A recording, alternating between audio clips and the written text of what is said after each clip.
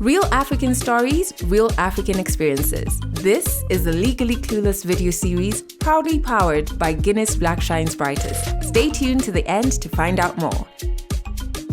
And in this episode, Babu shares how he became one of Africa's top fashion stylists. Hello there, my name is Babu. I am a Kenyan. I am a stylist. My first contact with fashion is probably at 5 or 4. My mom owned a tailoring shop, so she used to make for people clothes back in the day. Not her literally making, she owned the shop and then she had tailors. She was like, I don't know, I would say kind of a stylist, maybe, I'm not sure. But that's my first contact with clothes because we would go to the shop. That's about in 1997, that's when she acquired the shop. So we'd go to the shop and then I'd watch the fundis literally do the cutting. I would spend the whole Saturday there. So I'd carry back pieces of fabric and start trying to learn how to sew and just do stuff. So my mom loved doing the dress up thing. I loved doing dress up because my mom loved doing dress up. So we used to be dressed up all the time. So as we did that, a lot of that, and continuously went to the tailoring shop until at the point where she died, we were in constant, is it access or interaction with fashion the whole time? So we just continuously interact. So it was always how do I look? How should I wear? So I even had a deep connection with my own clothes before putting, and then my mom used to make a lot of clothes for herself also. So I used to admire when we would watch her I would watch her get ready. I don't know if my brother liked that. Me, just to be my thing. I liked watching my mom get ready and just pairing clothes. I love watching the pleats, the colors, the prints, all of it. And then at some point she was really into print, African print and various prints. And then she would wear them and pair them. And also at the same time, my grandmom was also very, very, very into style and fashion. So every time my grandmom would visit, she'd come with fabrics. And it was so exciting. I think for me, it was just so fascinating, all these prints. I think that's how I just continued keeping in touch with fashion. And then when my mom died, I had a very interesting attachment to my clothes. I continuously loved interacting with my own clothes, not people's clothes yet. So if I had done my assignments and finished, if I'd just not doing anything or not playing outside, I'd go and look at my clothes, fold them, try pairing them differently and all that. And then in the process, I started doing that for relatives. And when I'd move, and because also I was a bit of a hectic child at some point, so I changed families for a bit, just trying to fit in and settle. So I'd help people, I'd love, especially there was one of my late auntie, she was called Auntie Molly. I used to pair her clothes every day for work, every single day. So I tell people I was a stylist way before I knew what a stylist was, and I just used to do it for family. And then when I went to high school, I moved and started living with my grandparents in Shags. Now that was now a whole different thing because my granddad was almost sartorial. He suits, shirts ironed, pants ironed, crisp, clean, even the way you arrange your clothes after. So I had the continuous interaction. And at the same time, my grandmom was also a very stylish woman. So she would shop for me when she went to Kampala because she used to run a business in Kampala. She'd shop for me and bring me all these things. And I used to be so fascinated again with her prints. She had a lot of vibrant prints and outfits. So I used to go, when she comes, I'd go and sit with her as she unpacked her clothes. This is me at 15, 16, and just watch. And at some point, I started putting together looks for her. You should wear this, I like this. You should wear that, I like that. You should buy this. I remember at some point we went shopping together and would just buy outfits for her, with her. So my interaction with fashion stayed intact for such a long time. So in high school, it was also fun because I was in drama and music. I used to design the costumes. I used to do the costumes for and I could say let's do it like this. Then it would be sent to a tailor to do it because of course a boy can stitch. I can do small stitches, but I can't sit on a sewing machine. But I would sort of, decide what colors, what we're going to wear, what people are going to perform in. And it was really fun. And also the part of me being stylish also started coming out, because when people used to wear those pleated pants, I used to wear Colombo. And Colombo is just like those pants with no pleats and are very straight. And they're very slim fit. I was slim those days. I was like a tiny guy. So I always used to look super sharp. And even like one time I remember I wore like a dirty shirt and guys were like, Brian, this is not your brand. Like this, you are not this. This is us. You wear clean uniform and new uniform. You can't be part of us. Tell us your clothes were stolen. We will steal some and bring to you so that you never ever have to look like this. Yeah, so my interaction with fashion continuously just grew. And even though I had considered maybe doing design as a thing, I didn't know if it was a viable option. After KCSE, I moved back to Nairobi. Yeah, when it came to the time to join campus, I ended up doing economics and finance. Yep, I did that. It was fun, but it was grueling because I struggled a bit with the school fees. I did struggle a bit with the school fees. And then I think because after going through therapy, I realized campus was almost like the loneliest part of my life, because I continuously just went to class and went to work. And the cycle was just insane. And then I ended up not having as many friends. So I had friends who were in basically my study group where we used to do assignments together. Those were my friends. Then my cousin's friends, because we went to campus with my cousin.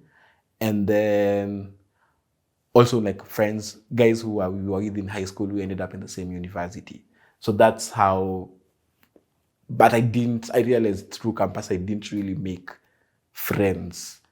I was just like, because of just the continuously inconsistency. And you see, the best bonds in campus are by continuously hanging out together, going out together. I could not afford to go out, so that was not an option. I never used to like party at that time. So the other thing I started doing was thrifting.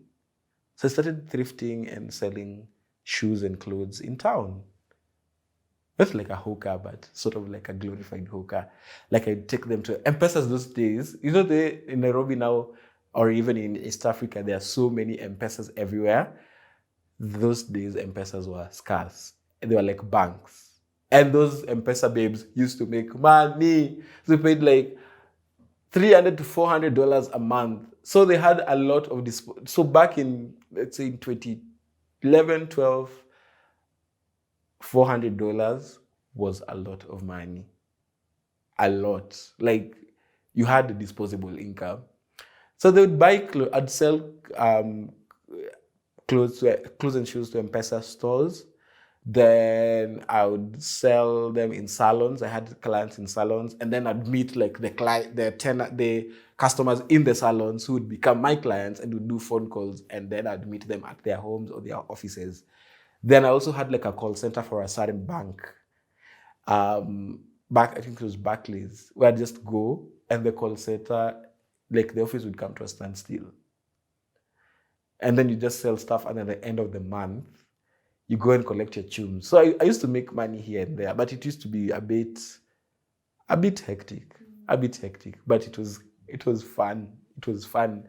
Like those are the things that I feel like were a great foundation that made me now the great stylist that I am, because of just going through those processes and understanding women's bodies in a very different way, and their sizing and their comfort and all that.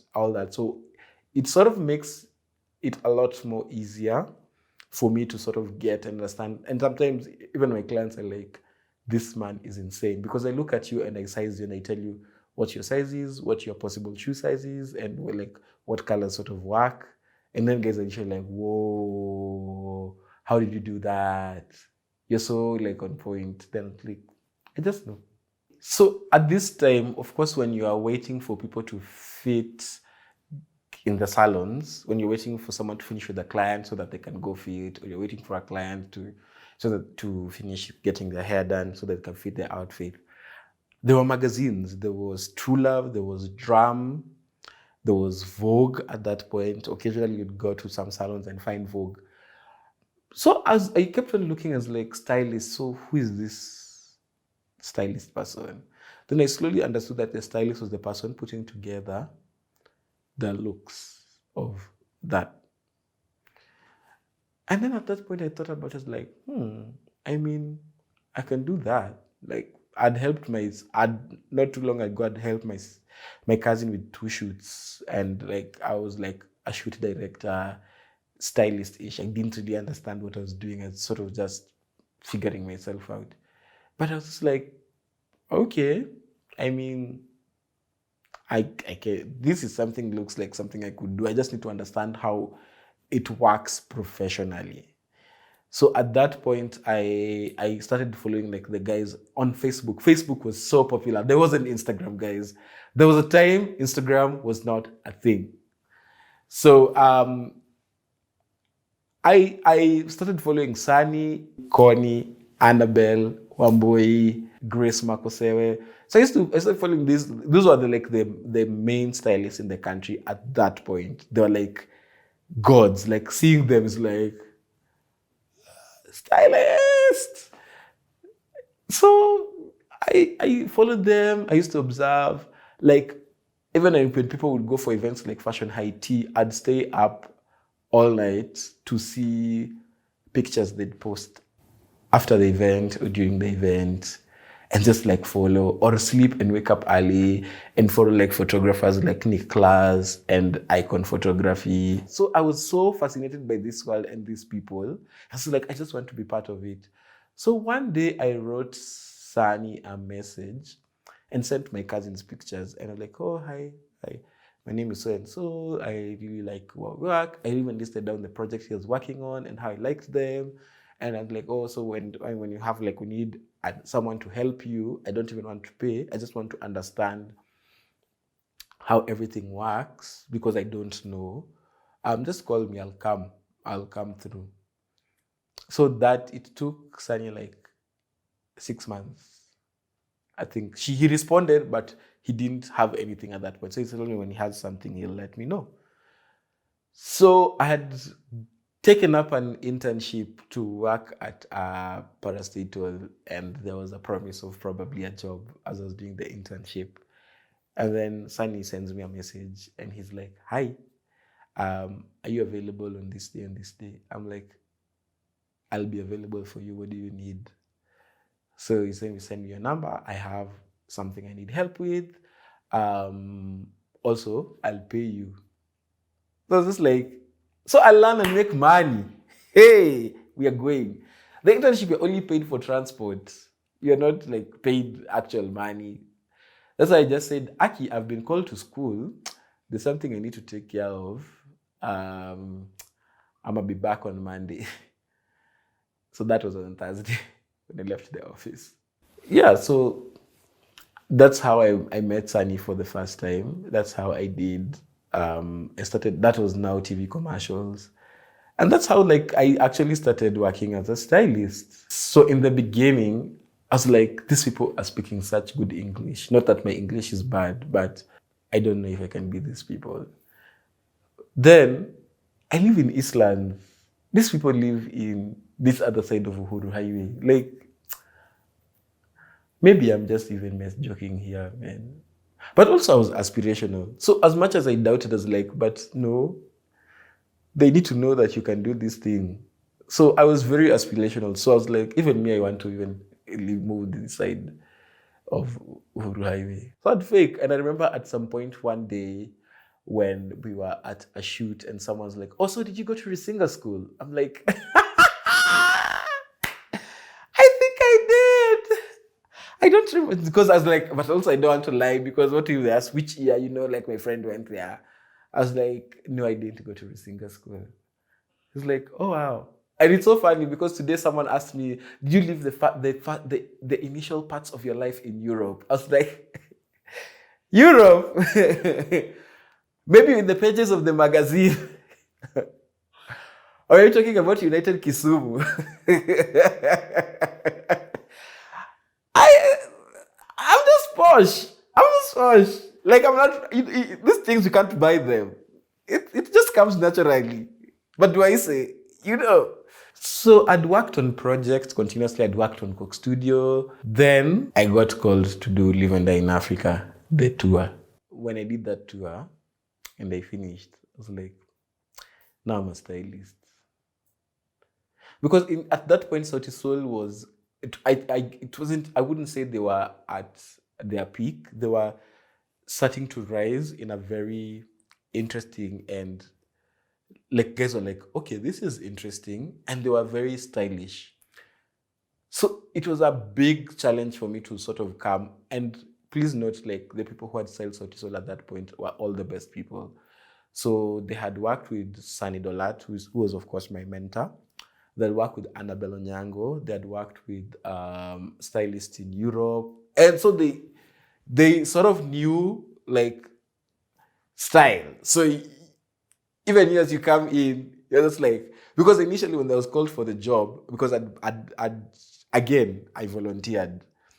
Annabelle was working on the album launch and was like, me, I've gone back to school and I don't have money. I cannot spend 1,000 bob.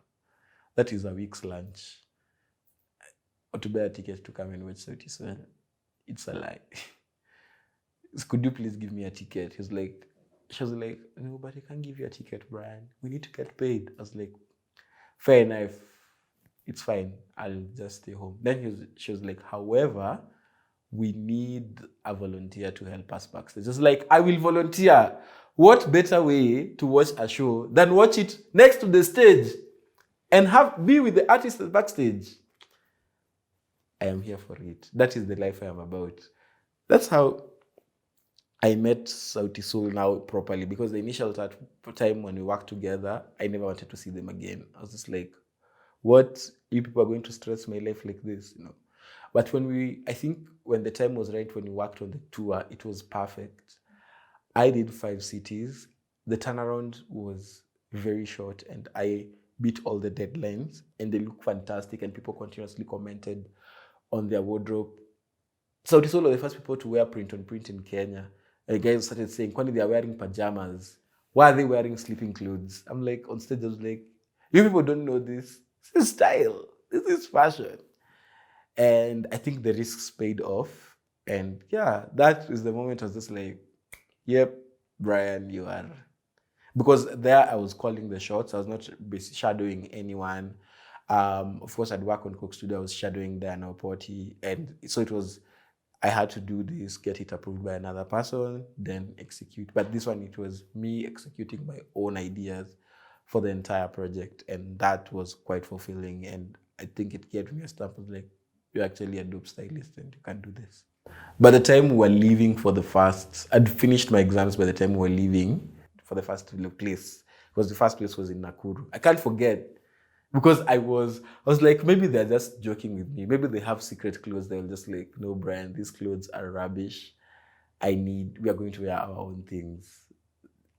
One day, I think I cried when they walked out because I remember the screen was sliding up and then they would walk out of like a box. And I think they walked out wearing the outfits and I cried. I was so overwhelmed. Yeah, I cried. I shared that, yeah. So when I come back, so I go back to my life, of course, of like, tour is over. You are just the tour stylist. Go back, of course, to your hustle and just continue figuring out life as you wait maybe for your check and all that. I get a call from Sunny. No, first I get a call to go back to Coke Studio for the other season. Then I get a call from Sunny. Like, hi, so I am leaving for a month or 2 months to go to Europe. And I've called the Sauti Sol office and you'll be in charge of the styling the whole time. I'm like, you're joking. No. What if I'm a fraud? Like now I just cheated my way through this whole thing. Now I have to do it continuously. Not at if once and for all, for 4 people. How will I manage? He said you'd be good. I just remember being very shocked. So I continued doing Coke Studio and of course Sauti Sol come back and they had gone on tour. I'd also done the outfits for that tour they'd gone for. So they come back and they do this show with Vanessa, and I designed this African military trench coats and hats, and they were such a hit. They were published everywhere, and it was so insane. Guys were like, what are they wearing, and why does it look so cool? Like, I'd want to own that. So I continue, and when Sunny comes back from Europe, he says he doesn't want to, I guess, continue. He wants to focus on other things, and he's at that point he was slowly shifting from being a stylist to a creative director. So he needed to focus on, and also he was working on his first book, Not African Enough. So I think he needed to shift his attention to the book and all that. So that's how I ended up being Sauti Sol stylist. So how I style different people is based on their actual personalities. Like, what they're wearing could be their second skin. For me, styling is more, I think styling for me is like you are dealing with someone's basic needs, because the basic needs are food, clothing, and shelter. So it's one of the basic needs.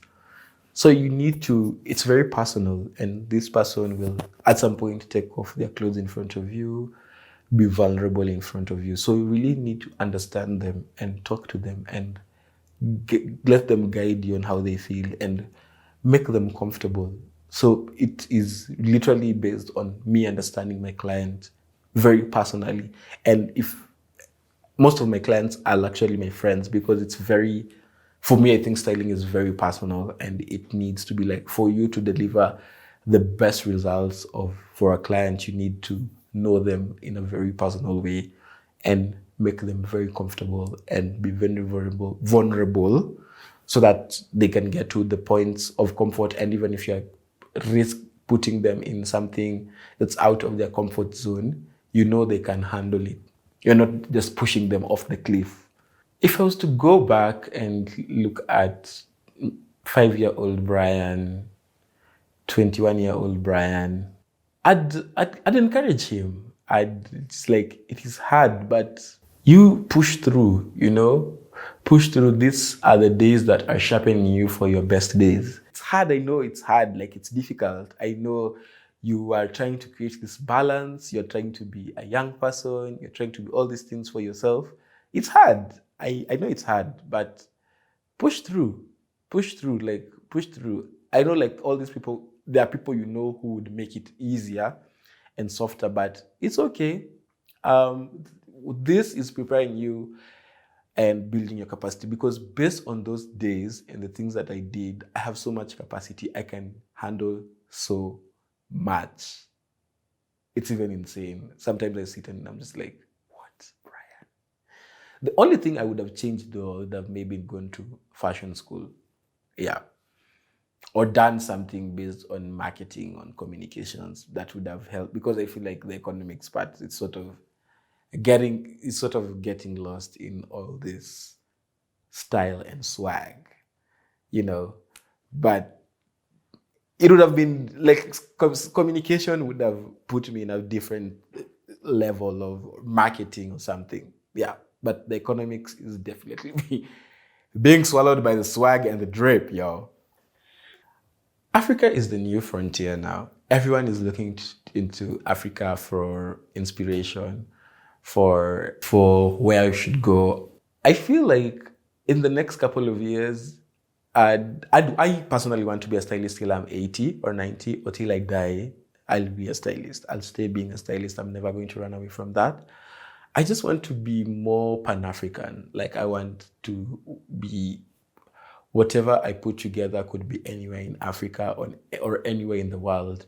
So that's how I'm looking at it. And I want to be able to work with various African brands, including designers, artists, personalities, presidents, name it. I want to be that person who embodies Africa a lot before the international, because I feel like our aspiration stops being, we aspire to wear European brands. Like, we love the heritage. We're not building the heritage for African brands. When will you have heritage if all of us want to wear the Gucci's, the Pradas of the world and not build the Kenneth Eases, the Kiko Romeos, the Afro Streets, the Ladumas. Like, we need to build that, and so that they'll have heritage, so that the houses last 50 years to come, 30 years to come. We have those brands. So that's what I'm aspiring to work with African brands and bring them together through fashion and style. Thank you so much for watching this episode of Legally Clueless powered by Guinness. Be sure to check out the new Guinness Black Shine's Brightest Stories show that spotlights some of Kenya's most amazing and bold artists within the food, dance, fashion, and creative arts, showcasing our rich culture and the future of Kenyan art within Africa and beyond. You can catch all these incredible stories right now on the Guinness Kenya YouTube channel. And remember, you can catch all new Legally Clueless podcast episodes every Monday across all podcasting platforms, as well as new Legally Clueless video episodes on Fridays, only right here on the Legally Clueless YouTube channel.